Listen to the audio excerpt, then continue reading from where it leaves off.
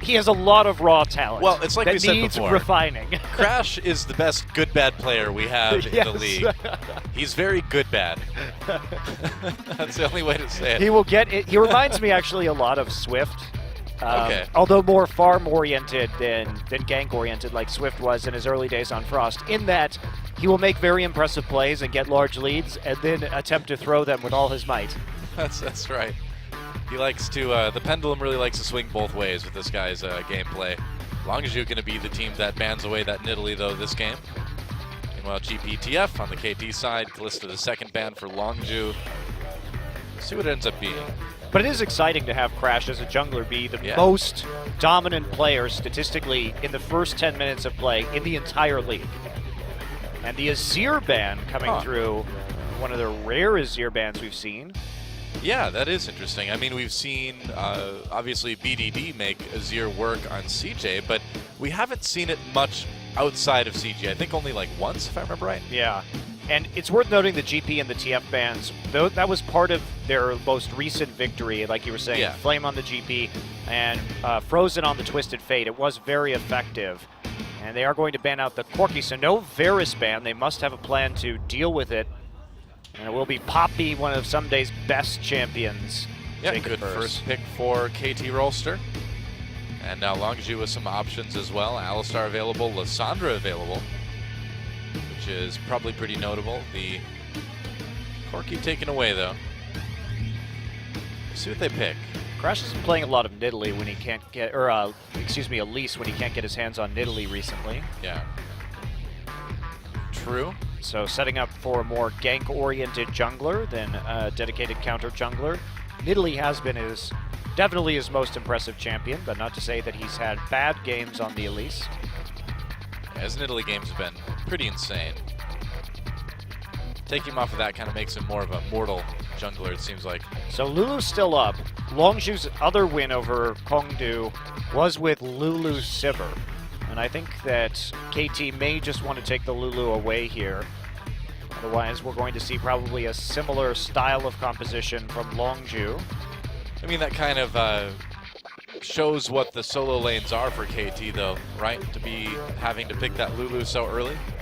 Yeah, it would, but it's still a power pick, and they can still play around it with a variety of AD carries, including Arrow, who can play Lucian. Although we've been seeing more Vayne as a response to the rise of Sivir. Jinair playing that yesterday.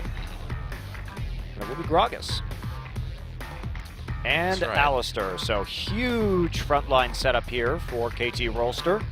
Yeah, good amounts of engage, too. I mean, it almost looks like the KT from last year a little bit early on, where they were just so engage heavy. And with this trio of champions, with all the displacement and, like you said, engage that they have, you really don't want to play Kindred. So Kindred is now off the table for Longzhu if they had any desire to play it at all, though I do think they will just put Crash on that Elise. I mean, we've seen Crash, use the Kindred in the past, have it be popular, but yeah, that Gragas pick especially, really hard to keep people on the Kindred ult if Gragas is barreling everybody away from there. Now, Frozen has played plenty of Zed in the past, but we'll see if it ends up coming out in the last pick. Elise Braum coming in for Longzhu. I really don't want to see more weird blind picks from Frozen. He had that Pantheon game versus the Rocks Tigers. Blind picking Pantheon, that turned out quite ugly, so I like that they're saving that. Not going for a Zed or something that carries an inherent amount of risk. Could be Lucian Lulu here. Be quite strong. But when they see the Sivir, they may just go for that Vayne. Easy for Vayne to lane against Sivir because she's not as punished with her lower range, and she can just tumble out of the way of a boomerang blade and try and bait out the spell shield. And Fly has been playing a lot of Zilean this season, so it could just be a protect the Vayne comp. This would be very similar to the way that they lost with Draven, except with a more reliable late game carry. You don't have to get those early kills to snowball. I was going to say, yeah, I think if I had to choose between Vayne and Draven at this point, Vayne would probably be the way to go in terms of a safer late game. And they will lock it in, so they've got the Zilean too. So just a ton of protection for this Vayne. Doing it again. All right, didn't work against Jinair. Will this work against Longzhu? We did see a lot of Zilean bans against KT Rolster early in the season. And also they have the Zilean Poppy combo, which is just wonderful for dives. So KT, when I've said this a lot this season, but when Zilean has been the most successful around the world, it has been when paired with Poppy, because you have the ability to dive very deep and deal damage under turrets, and they've got tons of follow-up. Gragas, Alistar, all able to dash underneath the turrets and Vayne to clean up. So I like this composition way more than I liked the Draven composition they ran the other day. Oh, yeah. Lots of potential for action. That's the best part. You're right, Monte Cristo. I'm glad we agree on that. Yep, deep diving. And Longzhu here. Looking at this Lulu, and again, they ran Lulu Sivir against Kongdu, and they may just go for the wave clear instead. Okay. That's what they're going to select. Yeah. Of course, Lulu has decent wave clear also, but they decide they want another damage threat. Otherwise, this would be a game of basically dueling between Arrow and Captain Jack. Yes, and that sounds great. Whichever team's AD carry died first would lose the game, basically. Would be funny, but it'd be cool. I mean, the interesting thing about both of these teams is they are teams that are, pretty AD carry centric in general. KT really has very even damage splits across the board. They don't have a player who is very high in damage percentage share or damage per minute. It's all the carrying is pretty much evened out across all the lanes. So they win or lose together. They don't really have a hard carry right now, at least in terms of the numbers. If you had to pick one player who is the standout, obviously it would be Someday, but it's been a very team-focused season so far for KT Rolster. Well, they're going to need that focus against a team like Longzhu. I mean, Longzhu looking to strike when KT is vulnerable. And after that 0-2 to Jinair, it's certainly looking that way. KT, though, kind of saying, nope, that kind of composition, we can make it work. We just shouldn't use Draven. And I can't disagree with that. Yeah, I like what we're seeing. Definitely going to be interesting. See if Arrow can carry the team. That's right. Time to get into game number 1. KT versus Longzhu. Let's do it. Everybody wants to rule the world. There's a room where the light won't find you. Holding hands while We're in that kind of room right now. A room where the light can't find us, unless it's already installed in the room. That's right. Well, I would say the light finds us pretty frequently, actually, Just- because we have giant lights pointing at us. You know in the song they're referring to sunlight, though, right? Natural lighting. It's more the spirit of the message of the lyrics rather than the actual verbiage. The letter. That's right. Are you a spirit of the law, man, not the letter of the law? It depends on what my D&D character is, really, Depends on my alignment at the time, you know what I mean? It's a pause. It's making me feel a little bit more towards the chaotic evil side. I want to get into this game, man. So what are you going to do? Go in there and just randomly start punching people until the game starts? That's right. Deal with your problems. Fix the computer. Like pick it up, fix this, and I'll throw it through the window. No. That wouldn't fix the computer. I'm just kidding. Well, Frozen looking pensive. Looks like it's the issue. Happy with his White computer. Day. You want to explain what White Day is, Noah, so our viewers don't get the wrong idea? It's that kind of season, isn't it? It really has been. But okay, so in Korea, Oh, it's a cake. that's because it's Frozen's birthday. It's Coco's birthday. It's Coco's birthday. That's what I meant. I meant to say Look at his Coco. Jace. That's so cute. That is adorable. So anyway, White Day. It's not what you think it might be. In Korea, Valentine's Day is basically the day where the girl gets the guy something, and then White Day is the day where the guy gets the girl something. So they split it up. In Valentine's Day in the U.S., maybe both people get each other little gifts. Well, generally the guy gets something way nicer for the girl. My experience. I'm not saying there's anything wrong with that. I'm just saying, for land of equality, got some work to do on Valentine's Day there, America. But in Korea, they just split it up. They just make it separate days, So today is the day where the guys, get their girlfriend stuff. It's kind of nice. You know what makes me mad, Noah? What's that? That we just saw. So Coco's birthday is on March 14th, which is Pi Day. Pi Day? Oh, yeah, I suppose. Three- it is. 3.14, yeah. Okay? Yeah. But it's a cake. What the hell? I don't know. He's born on I Pi don't Day. know. You don't buy a man a cake who's born on Pi Day. That's shame. First world anarchist right there. Well, we're back in game. Things are pretty quiet, seems like. Looks like we are going to get probably standard lanes. Yep. Why would you do that? Why would you do standard lanes? No, why For the would you? pie. Why would Oh. you? I'm still on the pie. I don't know, man. Some men just want to watch the world burn. You mean some fangirls just want to watch the fangirls. world burn? I mean, Coco's That's not right. even playing right now. Some fangirls just want to watch Coco eat cake. Ours is not the reason why. Missed opportunity. Yep. Maybe they don't know. I'm sure everybody would agree with me. If you were born on 314, you should be receiving the pie. You know, some people just don't like pie. I mean, I like pie. But Pie is vastly superior to cake in every regard. I think there's pros and cons. I can see value in both desserts. Let me put it this way. The average pie is substantially better to the average cake. I would agree with you there. I do think it takes more for a cake to be a standout kind of cake, whereas a pie is just kind of nice in pretty much any form. But that's not to say that you can't have good cake, because you can. There's really good cake out there. There's a good band called Cake as well. I like them. I saw them in Central Park one time. Cool. I've not seen them. Not live. Only pictures. Thought we needed to get to some real minute detail for that one.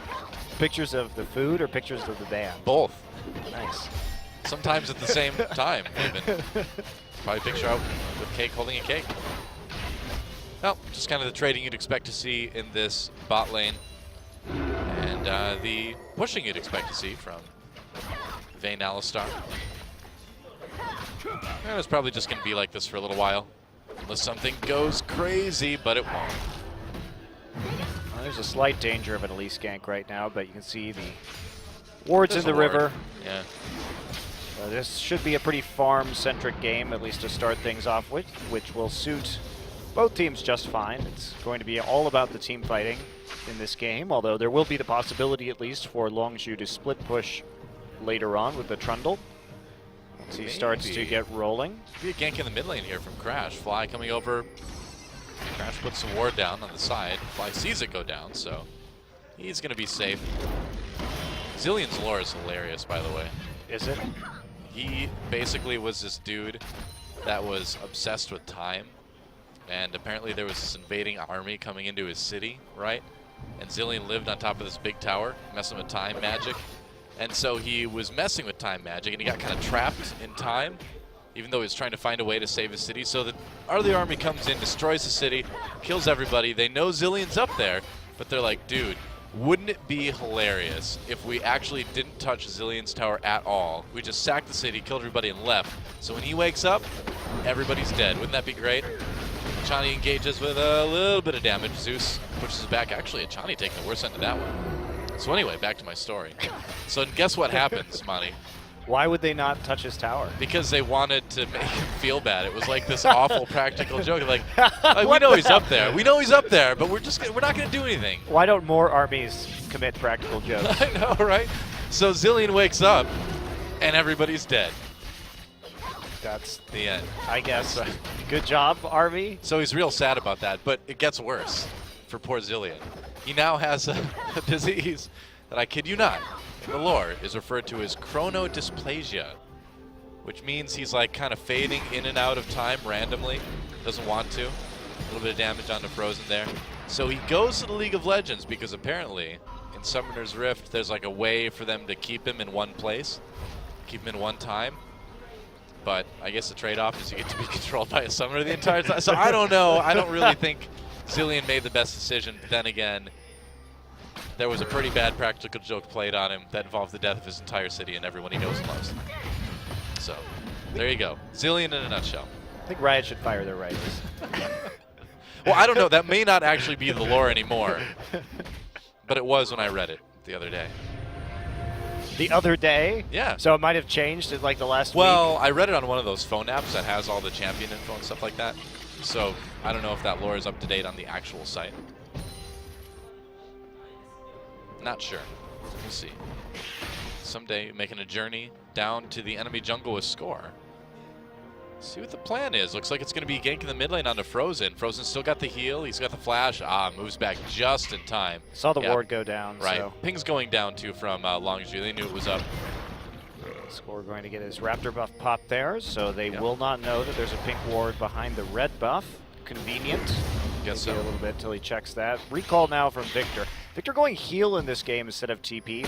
Fly going with the teleport, but that's just to get quickly back into the mid lane. Most of these Korean Zillion players do go Rod first and don't go tier. So a lot of the times we see Rod, Morellonomicon. For those curious. Crash pulling ahead of Score just a bit in CS, but it'll be interesting to see if he can keep that up. Score is certainly a formidable opponent for him. And so far, a very quiet game. The only notable thing really is just the pretty big CS lead that Flame has managed to get up in top lane. Yeah, doing a good job of dealing with Someday already. So a little bit of dueling right there, but a lot of dueling. Someday on the run here. Gets low, doesn't need to burn that flash, but Flame looking a bit like the Flame of old in terms of just dominating that lane. So far anyway. Well, it's hard too because he just pops his ult very liberally. Yeah. Right there, and Someday not ulting in response, just holding on to that one for the time being. Now a attempt here at a blue buff steal, but that's not going to go forward. Fly will double bomb it and take it out. You know, in theory, if you were like a really tricky Poppy player, you could get behind your lane opponent, then ult them back under your own turret. No, it doesn't work like that. It always ults them back towards their base. Oh, really? Yeah. Oh, that's sad. All right, well, Someday trying to make a gank on the Flame here. Score coming in too. Flame running the opposite direction. He's going in, trying to give Crash time to come in. There's a flash from Flame. Mid laners move up, but Frozen stops Fly from going all the way up to top lane, so the gank ends up stopping. Crash getting there just in time. Getting a little more pressure. This will force Flame to play more passively, but both flashes have been used from Someday and from Flame. Not much really gained out of that little gank, and we're seeing... Wow, a lot of damage on the Fly. Chaos Storm dropped as well. Frozen getting low, though. He's still got a Summoner heal in his flash, so it's not the worst nice shot. Yeah. Gets Whoa. the shield. Talk about knowing your limits, man. Gets the shield from his Q. Doesn't have to worry about that. Crash coming up. Yep, that's right. Someday the one in trouble now uses that ult, knocks Crash back out of the fight, and that's the end of that one. So he always knocks you back towards the base. I guess so. Otherwise, that it would be extremely overpowered because you could just heroic charge past somebody. So if you're in melee range, just think about this. If you're in melee range with the other champion and they're up at your turret, you could just heroic charge past them, start channeling your ultimate and knock them into your turret every time. That would be great. No, That's it would not be. That is exactly the kind of thing that League of Legends needs. So broken. That would be so great. Missed opportunity there. Crash stealing the wolf.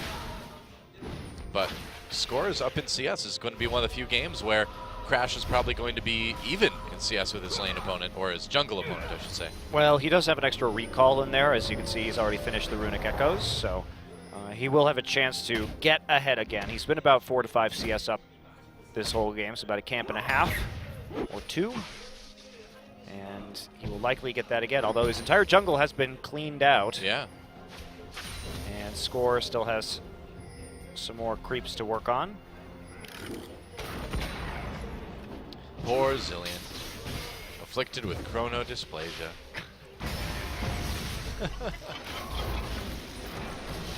Really good at landing those bombs, though.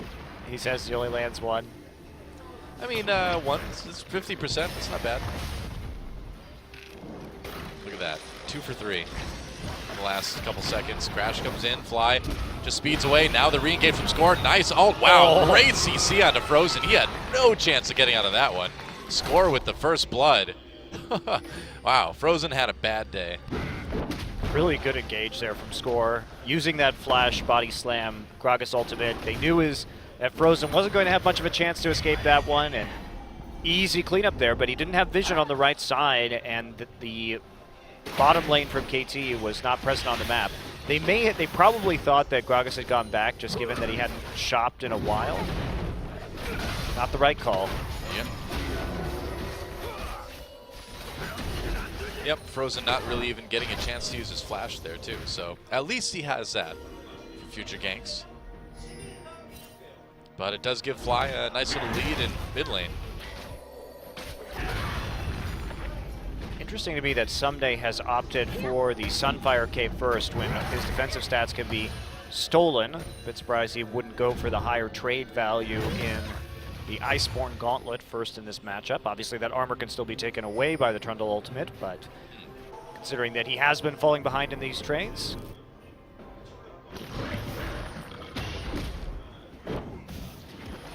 And you wonder too, you know, just what the game plan is. Well, I mean, for both of these teams, it seems to just be kind of waited out until the late game. Power of your AD carry. Yep. At least Longzhu has some more strategic options. KT is very much limited to grouping and diving or grouping and team fighting, while Longzhu, they have another carry threat. They can play for one split push if they want.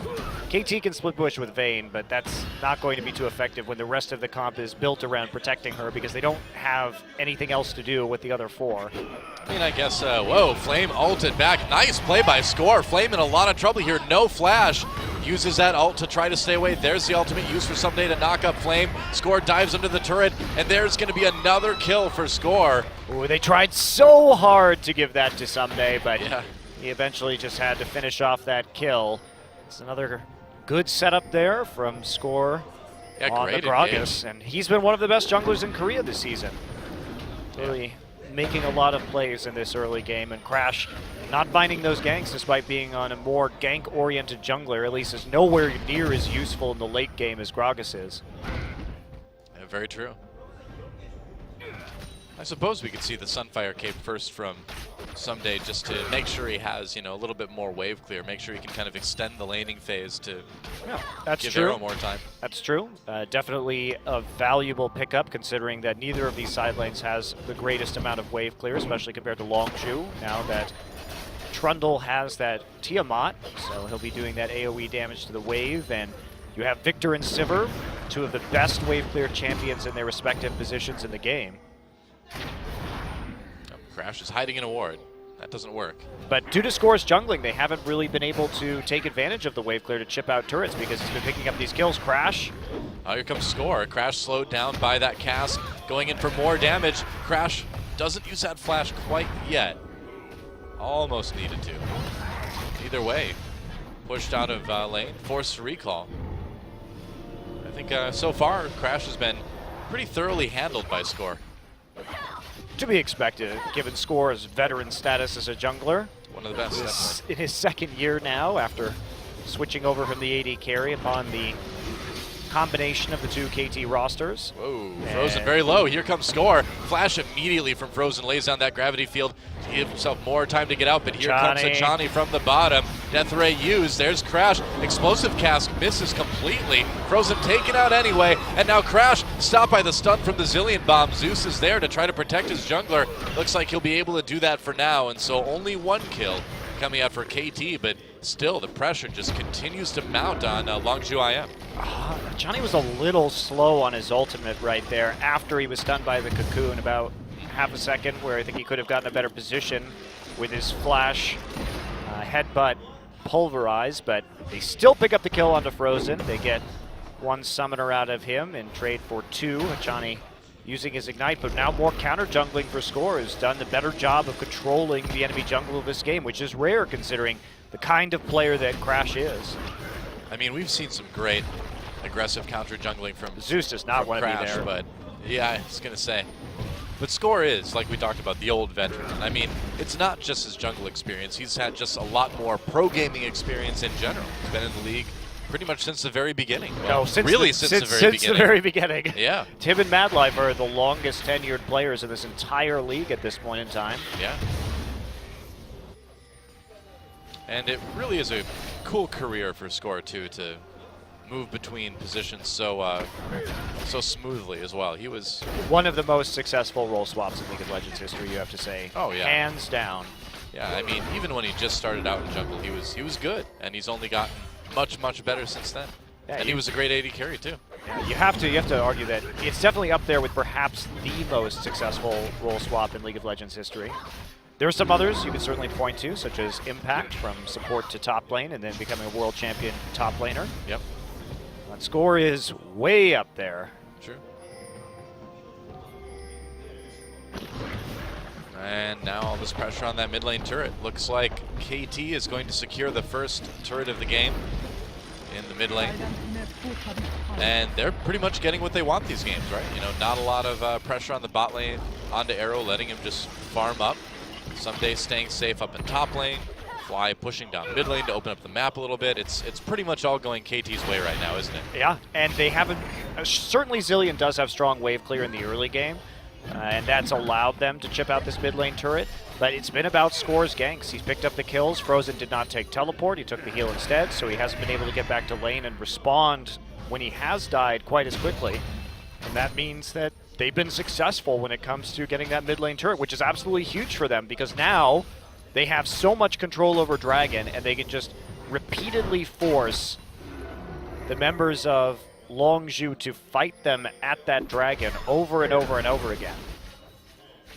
So KT setting themselves up in a very good position. Yeah. Arrow done with that Blade of the Ruined King too, so he's got some decent power behind him right now already. I don't really recall seeing Crash mitigated so well as we're seeing Score and KT do it this game.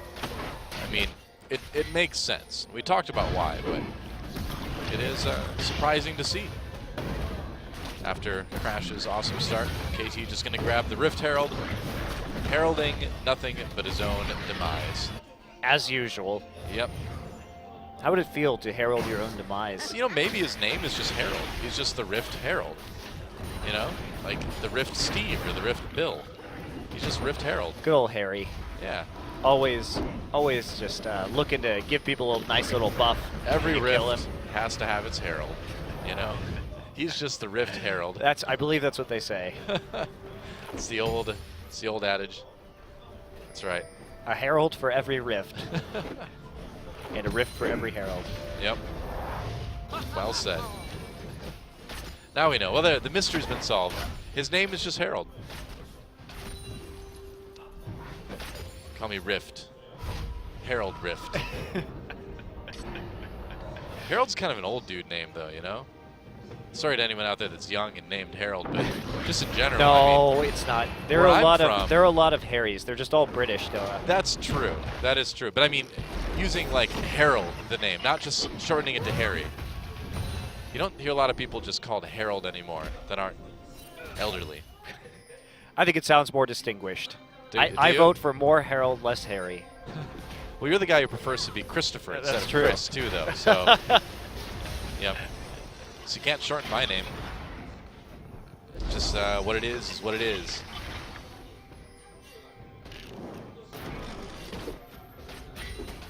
But, so should we just call the Rift Herald Harold or Harry? What do you think he prefers? He's not very distinguished, Just Harry? so Harry, All right. definitely. All right. He doesn't have a good buff. He hasn't That's true. he hasn't earned being called Harold. That's right. Not like Baron Nashor. All right, from now on, we dub thee Harry, formerly known as Rift Herald. Oh, I think Score got that one. Did he? Meanwhile, some action. Chani comes in with the flash. Arrow's right there to just destroy Captain Jack. Zeus on the run. Crash heading out as well. Zeus with a little bit more damage, courtesy of that time bomb. But yeah, Hey, that worked Flame's pretty here. well for KT. Hey, what do you know? Flame, what are you doing, buddy? I don't think you want to be there. That's a 1v5. Tries to flash away. Hachani blocking Zeus from helping out his top laner.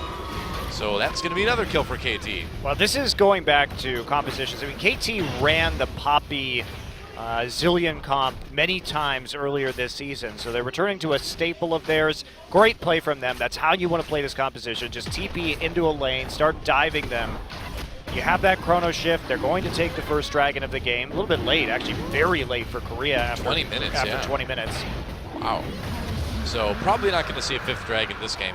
Please don't let us see a fifth dragon this game. But KT, 92.3% win rate. That is the highest win rate in the league when they take first dragon because KT is so good at snowballing off of fifth dragon stacks. Aside from Rocks Tigers, Yes. who have 100% win rate.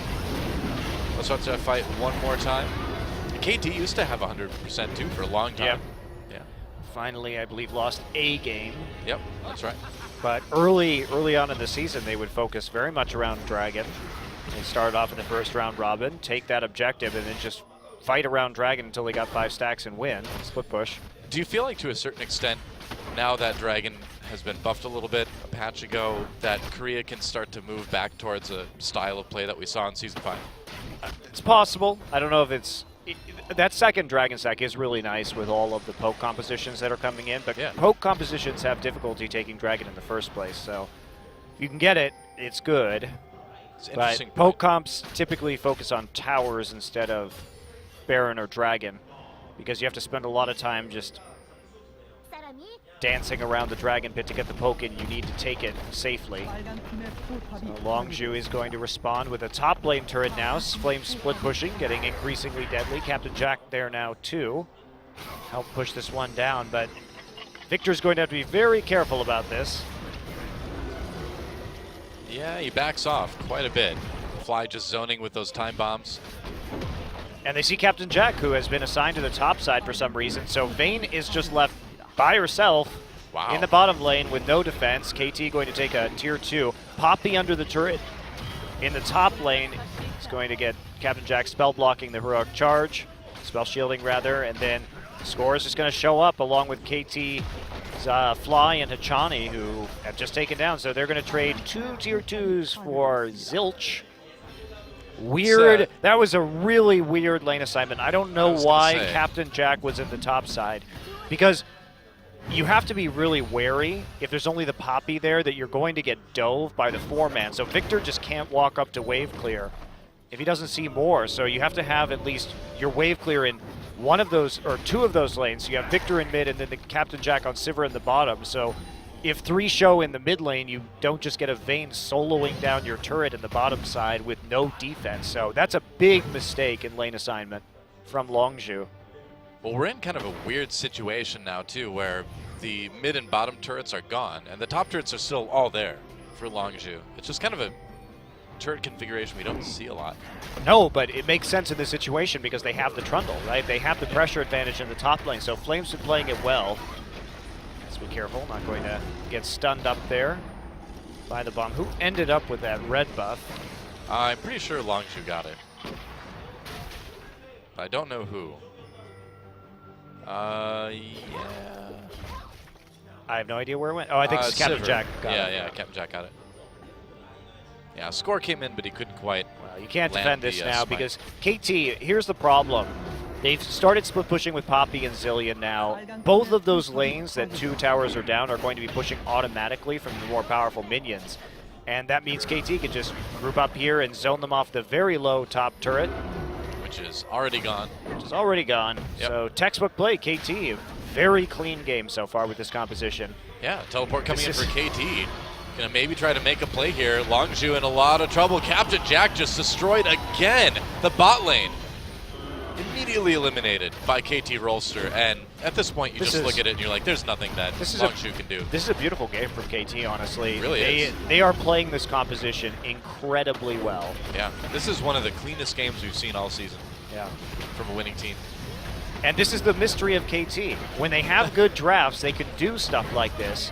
And then they draft really strange compositions at times and look totally lost. But this is a comfort pick for them. Crash Wow. now going to die. Hachani being very bold there. He may go down too. Crash turning to try to get the kill. He can't quite do it. Summoner heal still there for Arrow and Yep. can't quite execute the Alistair with that Summoner spell still available. It's 8-0 right now. If Longzhu hadn't gotten that 1 turret in top lane, we'd be very close to a perfect game by KT. Yeah, it all comes down to Scores early game and then the execution of their lane assignments. Longzhu has given up a lot. Zeus basically just kind of face checks that part of the lane, and he's going to pay for it, getting very low. Captain Jack and Flame on the run already. Arrow with that 9th kill for KT. And they can just Zeus. keep putting the pressure on. Zeus died, revived, and then died again. Yeah, Zeus hasn't had the best game for sure. Longzhu just trying to delay their recalls right now so they don't get a quick Baron off of this. and they have more time to clear out the top wave and maybe contest it, but it's pretty much a lost cause now. Seems that way. Let's watch Just that great teleport teleport from Someday, and then everyone already there. Longzhu too greedy, not respecting the teleport being up, and the lead that KT already has. Frozen gets a good gravity field down, but there's just no follow-up. There's nothing he can do. Fly is a secret agent now. He's 007. And this is Fly at his best. The supportive mid laner opening up for Someday and Arrow. Fly is still the highest damage per minute player on his team, interestingly, even though he does play a lot of Zilean and Lulu. That is odd. But Arrow, extremely scary. I've got Has the armor penetration, has the Phantom Dancer now. I've got a feeling Arrow's going to be doing more damage this time. Hi, Flame. Yeah, Flame is going to receive some damage here as he runs for his life. It's like, no, I can't hurt you. There's nothing I can do. But it doesn't matter. No mercy. The players of KT. I mean, they're so far behind that apparently Poppy, Zilean, and Gragas can kill an ulting Trundle. That's a good TP point. going to come through from Fly. Yeah, Fly trying to come up here and stop Longzhu from making this Desperation Baron happen. Zips out. So Yeah. that means Poppy is now alone in the bottom lane with an inhibitor turret. Oh, that's not good if you're Longzhu. Nope. And Fly's just here to prevent recalls. Arrow's Arrow, here no! to do damage. Goes into the gravity field. Oh, Arrow, you've made a bad decision, but you might live. Nope, you won't. Still gets the kill onto Zeus anyway. He tumbled into the gravity field. Meanwhile, the rest of his team just decides to end the game. I guess that's happening someday after Crush. What Crush the? Why throwing did a swamp. that? What happened to that ult? I don't know. He made the sort of visual effect like he was being ulted, but he didn't get knocked up. I don't know. Maybe he hit one of the overhangs on the wall. Surrender. I guess so. There's a surrender, and that's a 28-minute win for KT Rolster. Man, 14-0. talk about a statement. That is quite the game from KT here in Game 1. 9 turrets to 1. Yeah. Wow. Doesn't get much more one-sided than that. In fact, there's only one way it gets more one-sided, and that's if Longzhu doesn't take a single turret. Well, very dominant performance there. Fly actually dealing the most damage that game. Fly, Score, and Someday dealing more damage than the Vayne, even though the Vayne was super fed, but they never really actually had to team fight. They were winning so hard out of the early game, and the fact that Longzhu did such a poor job defending their turrets that the split push was kind of stupidly effective in that game. And you shouldn't be able to split push against a Trundle and a Victor with Poppy and Zilean. That's not a thing that should be happening. Longzhu just crushed those lanes so hard. They won that game the old-fashioned way, man. Just win in lane, win game, right? And they had great TPs, great teamwork, and that's how this team wins. Yep. Now, again, it comes down to KT's drafting. I thought they had a very good draft. We've seen them play Zilean Poppy before. They're good at it. We know that. When they have good drafts, they can execute their win conditions well. It's when they have weird drafts that things start to go sour for them. Well, at least they've got a game to weirdly draft and lose before they're in danger of losing the series now. They're in good shape. They've got a buffer now. We'll see what Longzhu has in store for game number 2 if they're able to kind of get things together a little bit more. Or change out their entire roster. I was going to say they could do that, or at least swap out Zeus for Pure. Then again, swapping out Crash might not be a bad idea too. He's really struggled against Score. I guess that shouldn't surprise people, but he did look very good up until this game. We'll see what the plan is when we come back for Game 2, guys. Don't go anywhere.